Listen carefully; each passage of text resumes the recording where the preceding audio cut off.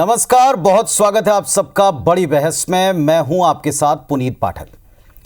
आप जानते हैं कुछ हस्तियां हमेशा से अपने बयानों को लेकर, अपने एक्ट को लेकर सुर्खियों में रहती हैं। उनके इर्द गिर्द जो कुछ भी वे कहते हैं उस पर क्रियाएं प्रतिक्रियाएं बड़ी तेज होती हैं। और ऐसी एक शख्सियत हैं, प्रसिद्ध क्रिकेटर टर्न पॉलिटिशियन, और अब कॉमेडी के साथ साथ जो कुछ भी उन्होंने कहा है सेहत को लेकर, इस पर बहस छिड़ी है। नवजोत सिंह सिद्धू जी की हम बात करें। नवजोत सिंह सिद्धू, उनकी पत्नी कैंसर जैसी बीमारी से उभरी हैं। इस बात को लेकर सभी ने जिज्ञासा जगाई कि आखिर ऐसी क्या पद्धति रही, ऐसे कौन से उपचार रहे जिसको लेकर उनका जैसा दावा है कि 4th स्टेज कैंसर ठीक हुआ है। सिद्धू का अपना इस बारे में दावा है कि उन्होंने इससे फतह पाने में, विजय पाने में देसी तरीकों का इस्तेमाल किया और देसी तरीकों से इस जानलेवा बीमारी को मात दी। उनके इस दावे के बाद एक बार फिर एलोपैथ बनाम आयुर्वेद, इसको लेकर बहस छिड़ गई। बेहतर कौन है, क्या इतनी शक्ति है आयुर्वेद में कि वो कैंसर के 4th स्टेज से निजात दिला सकती है। विभिन्न क्षेत्रों के जो एक्सपर्ट हैं वो इस पर अलग अलग ओपिनियंस दे रहे हैं। कुछ का कहना है कि कैंसर जैसे असाध्य रोग के लिए जो इलाज पद्धतियां एलोपैथ में हैं, उनके ट्रीटमेंट के बिना कोई और चीज़ ये दावा नहीं कर सकती कि उसने कैंसर से क्योर कर दिया। वहीं आयुर्वेद का ये दावा अपनी जगह है कि कई साध्य असाध्य रोगों का असाधारण पद्धतियों से जहां इलाज नहीं हो पाता, वहां आयुर्वेद के द्वारा, हमारी प्राचीन पद्धतियों के द्वारा इलाज मुमकिन है, ये होता आया है। तो देसी नुस्खों से कैंसर ठीक हुआ, ये कहकर एक नई बड़ी बहस को जन्म दिया है नवजोत सिंह सिद्धू ने।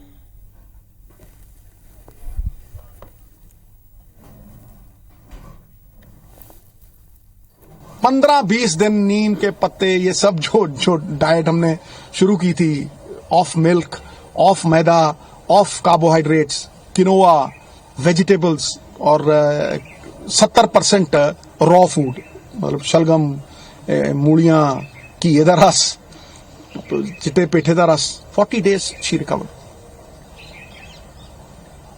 This is all that I have to say. Grade 4 coming back. Cancer can be defeated, लेकिन एक प्रोसेस है उसका, उस प्रोसेस को आप फॉलो करो। मैं इतना तुम्हें कह सकता हूं आज, और चैलेंज से कह सकता हूं, कैंसर के लिए कोई मुझसे इंफॉर्मेशन चाहिए होगी, it will be on everything that I own. मेरा जो भी, मैं भी कैंप्स लगाऊंगी, ये भी कैंप्स लगाएगी। तो स्वयं एक डॉक्टर हैं और उनको कैंसर होने के बाद में जब वे कैंसर से उभरी तो ये बात जाहिर है कि लोगों ने उनसे पूछी होगी। अलग अलग एक्सपर्ट का, विशेषज्ञों का अपना अपना मानना है। क्या सिद्धू ने जो कुछ कहा वो वाकई मुमकिन है? क्या देसी दवाएं मात्र मॉडर्न मेडिसिन से ज़्यादा असरकारक रह सकती हैं? ये दावे वैज्ञानिक पुष्टि का इंतज़ार कर रहे हैं। ऐसा हमने कई बार देखा है कि कुछ रोगों को लेकर के दावे रहे हैं कि आयुर्वेद के द्वारा या भारतीय पद्धतियों से, प्राचीन पद्धतियों से ठीक हो सकते हैं, लेकिन अभी भी इंतज़ार में है इनके प्रूफ के। इन सभी विषयों पर आज जो बड़ी बहस छिड़ी है कि क्या कैंसर 4th स्टेज असाध्य रोग ठीक हो सकता है। क्या आज की तारीख में जो दावा नवजोत सिंह सिद्धू का है कि उन्होंने आयुर्वेद के कुछ प्राचीन नुस्खे, और बड़े आसान हैं, जो कुछ उन्होंने कहा वो आपने भी संभवतः सुना होगा। उन्होंने कहा कि हमारे इर्द गिर्द कुछ जो होमली मेडिसिन प्लांट हैं, उनके द्वारा, उनके रेगुलर सेवन से, उनके रेगुलर इंटरवल में सेवन से उन्होंने अपनी पत्नी के कैंसर को ठीक होते देखा है।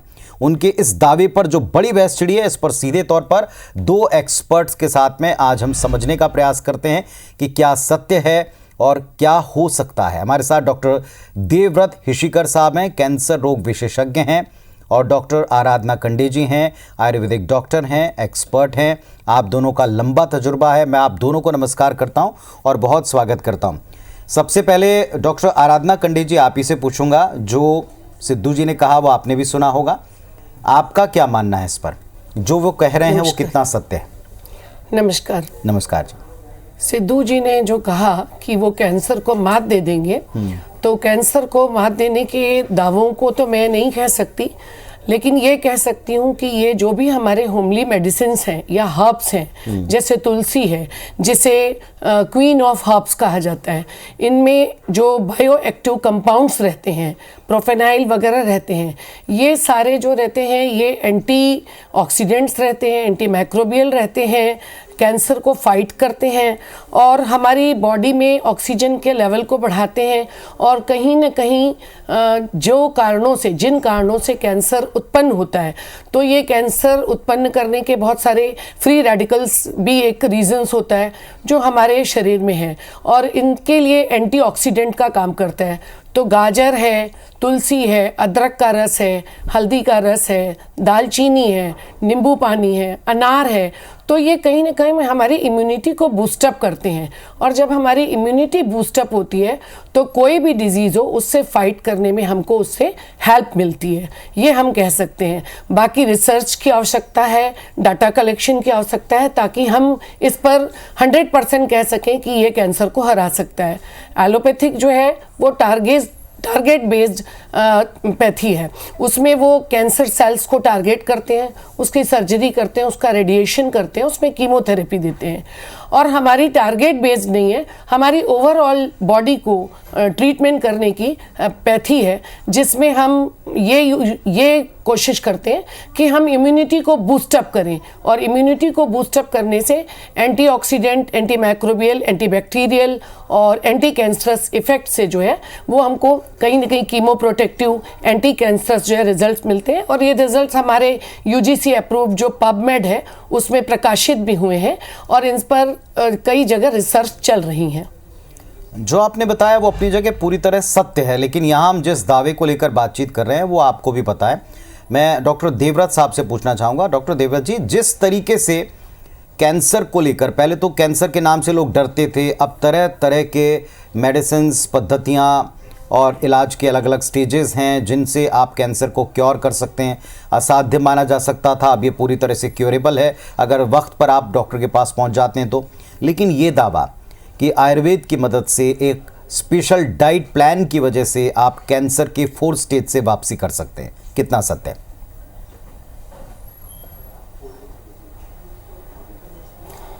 नमस्कार जी। सबसे पहले तो जो मैम ने कहा कि कुछ जो आयुर्वेदिक फूड्स रहते हैं उसमें एंटीऑक्सीडेंट्स पाए जाते हैं, ये मैं बिल्कुल सहमत हूँ उनकी बात से। बट वह किसी भी प्रकार से स्टेज 4 के कैंसर को क्योर करने में हेल्पफुल नहीं रहेंगे। स्टेज 4 का कैंसर मतलब जो अपनी बॉडी के सेल के मैकेनिज़म्स जो डिस्टर्ब हुए हैं उसको टारगेटेड थेरेपी द्वारा ही अचीव किया जा सकता है। वह एंटीऑक्सीडेंट्स या आयुर्वेदिक ट्रीटमेंट सिर्फ एक सपोर्टिव रोल अदा कर सकता है हमारे कैंसर ट्रीटमेंट में।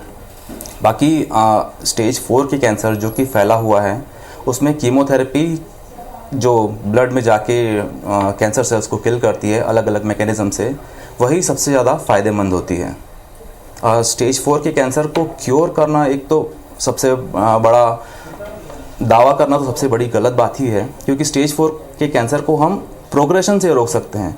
क्योर करना कुछ ही कंडीशन में ऐसा पॉसिबल होता है जो कि अभी आज की डेट में इम्यूनोथेरेपी से संभव है। जिसको लेकर आप तमाम तरह की थेरेपी की बात करें, दरअसल जो जानकारियां सिद्धू ने जो डाइट से कैंसर ठीक होने का दावा किया, इस पर 850 करोड़ का मानहानि नोटिस तक हो गया है और इसलिए मामला और बड़ा हो गया कि अब इस पर एक दो पक्ष बनते दिख रहे हैं। जाहिर तौर पर हर कोई चाहता है कि कैंसर क्योर हो और उसके लिए नई पद्धति या कॉम्बिनेशन ऑफ पद्धति अगर हेल्प करती है तो कोई बुरी बात नहीं। लेकिन डॉक्टर आराधना, क्या किसी स्पेशल आयुर्वेदिक डाइट प्लान से आप 4 स्टेज से वापस ला सकते हैं पेशेंट को? क्या ये कभी हुआ है आपकी नॉलेज में? नहीं, ये दावा करना सही नहीं है, क्योंकि कैंसर में ऐसा होता है अनवांटेड सेल्स जो होती हैं वो अनवांटेड तरीके से ग्रोथ होती हैं और ये मेटास्टेसिस भी होता है और बॉडी के सारे पार्ट्स में फैल जाता है, तब उसको 4th स्टेज कहा जाता है। ऐसी स्थिति में पेशेंट को वापस लाना आयुर्वेदिक ड्रग से ये मैंने अभी तक नहीं देखा है, और ये दावा एविडेंस बेस्ड जब तक हमारे पास डाटा नहीं हो हम नहीं कह सकते। हाँ, हम पेशेंट को शारीरिक और मानसिक रूप से संबल प्रदान कर सकते हैं इन औषधियों से, और फ्री रेडिकल्स की जो बात है उसको रोक सकते हैं, हम म्यूटेशन के प्रोग्रेशंस को रोक सकते हैं, लेकिन हम पूरी तरह उसको रिकवर करें आयुर्वेदिक मेडिसिन से, ये हमने पहले होता होगा जब हमारे शास्त्रों में है, लेकिन आज जब हम प्रैक्टिस कर रहे हैं तो हमने ऐसा नहीं देखा है। यहाँ से भी हमने सुना है डॉक्टर साहब के एक नोटिस भेजे जा रहे हैं इस बयान पर जो दिया गया, ऐसा माना जा रहा है कि ये भ्रामक है, इससे लोगों में भ्रम आएगा, इससे कई सारे पेशेंट्स, क्योंकि कैंसर में टाइमिंग इंपॉर्टेंट होती है कि आप जैसे ही आपको शंका हो वैसे ही आप जा कर के अगर टेस्ट करा लें, पता लग जाए, जल्दी पता लग जाए तो क्योर हो सकता है। क्या ये जो भावना है आप लोगों की कि जल्दी पेशेंट्स पहुँचें, उसको आहत पहुँचेगा, लोगों में भ्रम क्रिएट करेगा, इससे लोगों की जान तक जा सकती, मानते हैं आप?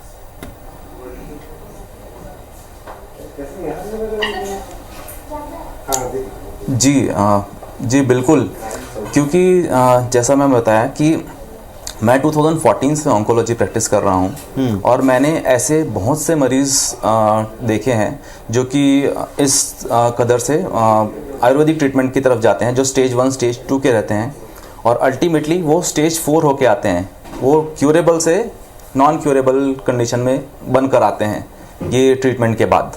ये मैंने अपने 2014 से 2024 तक के करियर में कई बार देखा हुआ है। जो डॉक्टर साहब बोल रहे हैं, अभी आपने सुना डॉक्टर आराधना, कि ये दावा करना अपने आप में अनुचित है। आपने भी कहा कि इसकी कोई एविडेंस नहीं है, फिर ऐसे में ये जो दावा किया गया वो उनकी पर्सनल निजी राय आप मानते हैं? क्योंकि माना जा रहा है कि उन्होंने एक तरह से लोगों को भ्रम में डाल दिया, लोग अब लेट करेंगे, उनकी जान पर बनाएगी। आप भी मानते हैं कि ये सब नहीं करना चाहिए? देखिए, आयुर्वेद जो है वो पूरी तरह एक पर्टिकुलर व्यक्ति की प्रकृति के ऊपर डिपेंड करता है। देश, काल, बल, प्रकृति, उसकी परिस्थितियां, उसके ऊपर उसकी कस्टमाइज्ड मेडिसिन होती हैं। आपने अभी सुना होगा कि देश का प्रकृति परीक्षण आदरणीय माननीय मोदी जी के द्वारा करवाया जा रहा है। इस प्रकृति में पर्टिकुलर पर्सन्स की एक क्या हैबिट्स हैं और उसको क्या लेना चाहिए, क्या नहीं लेना चाहिए, कैसी डाइट हो, क्या तरह की उसको डिजीजेस हो सकती हैं, ये हम सब कस्टमाइज करते हैं।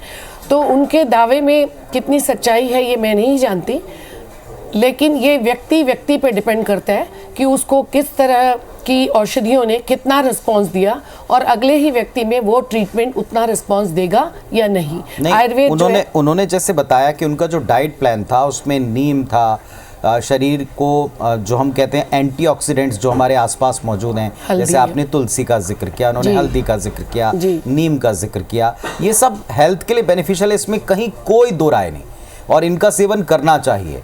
लेकिन क्या इनसे आप कैंसर जैसी चीज़ को क्योर कर सकते हैं? उससे मदद मिल सकती है, उससे फास्ट रिकवरी हो सकती है? उनका दावा तो कहीं और आगे तक है, वहाँ तक हम ना भी जाएं, तो क्या ये हेल्पफुल होता है? यस, यदि हम इंटीग्रेटिव अप्रोच की ओर जाएं तो मुझे लगता है ये बेनिफिशियल है, because the ayurvedic drugs are chemoprotective. हमने बहुत बार देखा है कि जो पेशेंट कीमोथेरेपी लेते हैं उनका WBC काउंट जो है वो कम हो जाता है, उनकी इम्यूनिटी कम हो जाती है। ऐसी स्थिति में उनको गाजर का रस, चुकंदर का रस, लौकी का रस, अदरक हल्दी का रस ये दिया जाए, गोमूत्र का सेवन किया जाए, कराया जाए, तो इससे लाभ होता है। रेडिएशन के जो साइड इफ़ेक्ट्स हैं उनमें भी लाभ होता है। तो ये हमारे द्वारा बिल्कुल देखा गया है पेशेंट्स में कि इनमें लाभ प्राप्त होता है। प्रोग्रेस हो डिजीज़ की, क्योंकि उसमें म्यूटेशन है तो वो तो ऑलरेडी प्रोग्रेस होगी ही डिजीज़ की, लेकिन पेशेंट को मानसिक संबल के साथ साथ शारीरिक संबल भी मिलता है और उसका व्याधि क्षमत्व निश्चित रूप से बढ़ता है और उसकी लॉन्गेटिविटी ऑफ लाइफ जो है वो बढ़ती है। क्वालिटेटिव बढ़े न बढ़े, लेकिन क्वांटिटेटिव लाइफ तो बढ़ती है, ये देखा गया है। जी डॉक्टर ऋषिकर, जो दावा है और अभी जो जानकारी कि छत्तीसगढ़ सिविल सोसाइटी ने एक जो डिफॉर्मेशन या हम ये कहें मानहानि की बात की है, उन्होंने कहा है कि 40 दिन में बिना किसी दवाई के केवल डाइट और लाइफस्टाइल बदलाव से कैंसर को ठीक किया है अपनी पत्नी के, ये भ्रामक है। इस पर एक तरीके से जो दावा किया जा रहा है वो पूरी तरह से फॉल्स है, गलत है। आपको लगता है इसका नुकसान है, इसीलिए इस पर अंकुश लगना या इस पर बात होना, इस पर बहस होना, डिबेट होना ज़रूरी है?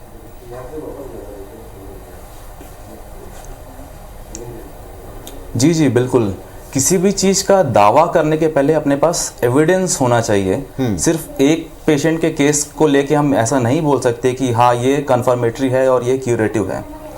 कुछ आयुर्वेदिक मेडिसिन हैं जो कि हाँ हम यूज़ करते हैं और कुछ में इफ़ेक्ट भी आया है, पर वो इफ़ेक्ट जो रहता है कीमोथेरेपी या रेडिएशन के साइड इफ़ेक्ट से बचने के लिए होता है। जैसे कि एलोवेरा का जेल है, वो रेडिएशन इंड्यूस स्किन रिएक्शन में काफ़ी फ़ायदा करता है।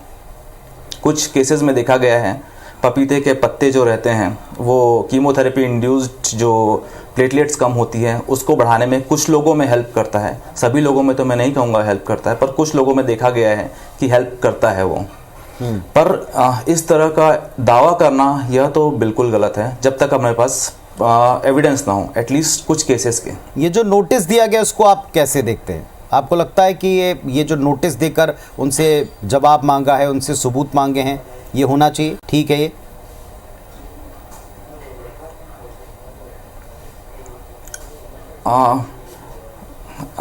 जब तक आपके पास एविडेंस नहीं है उन बातों का और आप प्रेस कॉन्फ्रेंस दे रहे हैं और एज आप एक काफ़ी बड़े हस्ती हैं तो आपकी बातों को कई लोग सुनेंगे, कई लोग फॉलो करेंगे, तो इस तरह के बयान देना बिना एविडेंस के मेरे हिसाब से सही है वो।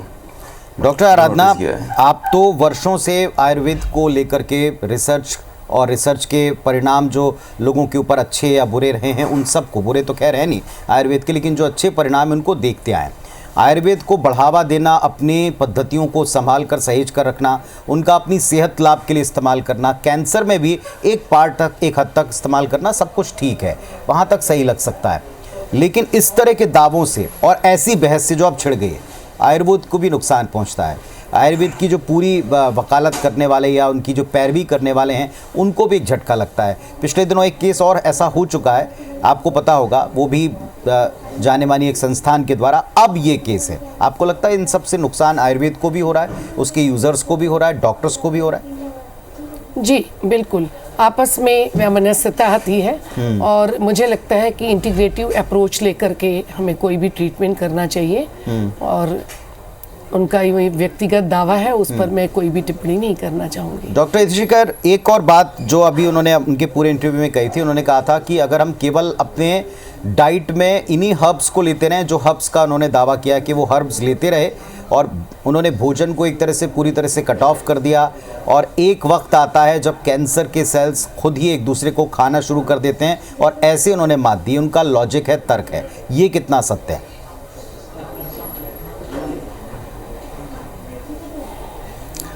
वो जो कैंसर के सेल्स अपने आप को खाना शुरू कर देते हैं वो ऑटोफेजी कहलाता है। बट अपने बॉडी के दूसरे सेल्स भी हैं जो ग्लूकोज पे डिपेंड करते हैं, जैसे कि ब्रेन है, नर्वस सिस्टम है, मसल्स हैं। अगर आप उनको इससे डिप्राइव करेंगे तो वो भी कम होंगे ना कैंसर के साथ साथ। तो ये तरीका मेरे हिसाब से तो बेटर नहीं है। आप जैसे मैडम ने बताया, इंटीग्रेटिव अप्रोच, आप एलोपैथी लीजिए और साथ में जो साइड इफ़ेक्ट्स हैं उसके लिए आप आयुर्वेदिक का मदद लीजिए। जो अभी आपने इंटीग्रेटिव बात कर रहे हैं, थोड़ा सा और आसान शब्दों में लोगों को बताएं, क्योंकि अभी हमने सुना है कि कैंसर के इलाज में भी एक ऐसी पद्धति डेवलप की गई है जिसमें इसी बात को लेकर के एक ऐसी अवस्था आएगी कि जब कैंसर सेल्स खुद को ही डिस्ट्रॉय करने लगेंगे, खाने लगेंगे, ख़त्म करने लगेंगे। वहाँ तक आप कैसे सस्टेन कर पाएँ, इसमें विभिन्न पैथीज़ को मिला कर के एक हम कह सकते हैं कि एक तरीका इजाद किया गया। वो क्या है? वो जो अप्रोच जिसकी आप बात कर रहे हैं मिला करके, वो क्या है?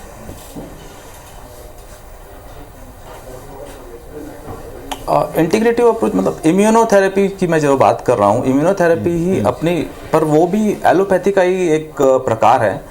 और जो साइड इफ़ेक्ट्स होते हैं इम्यूनोथेरेपी या कीमोथेरेपी के, जैसे कि मैंने पहले ही बताया, जैसे कि प्लेटलेट्स कम हो जाती हैं, उसके लिए पपीते के पत्तों का सेवन करने से कुछ लोगों में देखा गया है कि बढ़ जाते हैं। कुछ पेपर्स भी पब्लिश हुए हैं उसके लिए।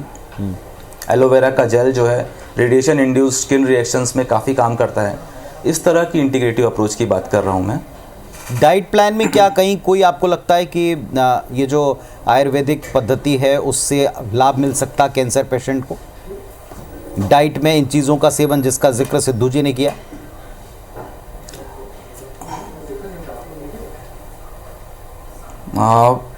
जैसे मैंने बताया, मैं 2014 से ऑन्कोलॉजी प्रैक्टिस कर रहा हूँ।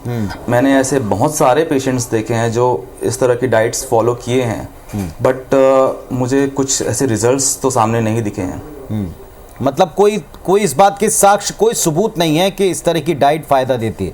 यही सवाल मेरा आपसे भी डॉक्टर आराधना, आपके पास में भी आते होंगे लोग, क्या इस तरह की डाइट लेने वाले कैंसर से उबर पाने में उनको कोई आसानी होती है, इस बात के कोई साक्ष्य हैं? जी, ये बात तो सही है सर कि यदि टारगेटेड बेस्ड एलोपैथिक मेडिसिन या रेडिएशन, कीमोथेरेपी या इम्यून थेरेपी पेशेंट यदि लेता है, और उसके साथ साथ हमारे यहाँ हम पथ्य और अपथ्य कहते हैं, उसे क्या खाना चाहिए क्या नहीं खाना चाहिए, तो पेशेंट के अकॉर्डिंगली हम एक चार्ट बनाते हैं जिसमें उसे क्या क्या चीज़ें खानी चाहिए जो कैंसर को मात देने में, मैं तो ये नहीं कहती कि पूरी तरह मात दे देंगे, क्योंकि एलोपैथिक वाले भी ये दावा नहीं कर सकते कि वो पूरी तरह मात दे देंगे। They are also treating the patient, we are also treating the patient. तो हम पथ्य और अपथ्य डाइट से हम काफ़ी हद तक पेशेंट को फिजिकल मेंटल सपोर्ट्स जो है वो दे सकते हैं, और उसके काफ़ी अच्छे रिजल्ट्स देखे गए कि उनको जो वो ट्रीटमेंट लेते हैं एलोपैथी का और साथ में डाइट फॉलो करते हैं आयुर्वेद की, जैसे गाजर और चुकंदर का रस है,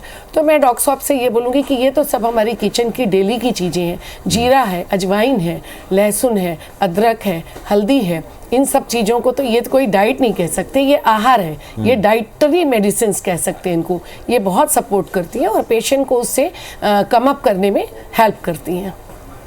एक बात तो क्रिस्टल क्लियर है कि आयुर्वेद पद्धति बहुत लाभप्रद है, इसमें कोई संशय नहीं, लेकिन केवल आयुर्वेद की मदद से, आयुर्वेदिक पद्धति में जो हर्ब्स हैं, जो जड़ी बूटियां हैं, जो प्लांट्स हैं, उनके इस्तेमाल से, उनको डाइट में इंक्लूड करके केवल उनके बूते आप कैंसर से उबर सकते हैं, इस बात के कोई साक्ष्य नहीं है। और ऐसा दावा करने वाले सिद्धू जी के ऊपर अब तरह तरह के आरोप लग रहे हैं, उन पर भ्रम फैलाने के भी आरोप लग रहे हैं, उनको चैलेंज किया गया है और उनसे जवाब भी तलब किया गया है। बेहतर तो यही है, जैसा डॉक्टर देवव्रत कह रहे हैं, डॉक्टर आराधना कह रही हैं, कि मिलकर पेशेंट को ट्रीट करना और ऐसे रोगों से लड़ने के लिए कोई एक प्लान बनाना वो ज़्यादा बेहतर है, बजाय इसके कि हम दो पद्धतियों और पैथीज़ को आमने सामने लाकर खड़ा कर दें और एक बड़ी बहस क्रिएट करें। आप दोनों को मैं धन्यवाद देता हूँ, किसी भ्रम में ना रहें, जिस बात के साक्ष्य हैं, सबूत हैं, जो चीज़ें सामने आ गई हैं, प्रूवन हैं, उनके ऊपर जाएं। कैंसर का ज़रा सा भी शुबा है, शंका है, तो आप किसी भी चिन्ह के दिखते ही सबसे पहले परीक्षण कराएं और जैसा डॉक्टर्स कहते हैं उसे आप फॉलो करें, कहीं देर ना हो, इस बात का ख्याल रखें। फिलहाल आप सबकी सेहत अच्छी रहे, ये हम उम्मीद करते हैं। धन्यवाद, नमस्कार।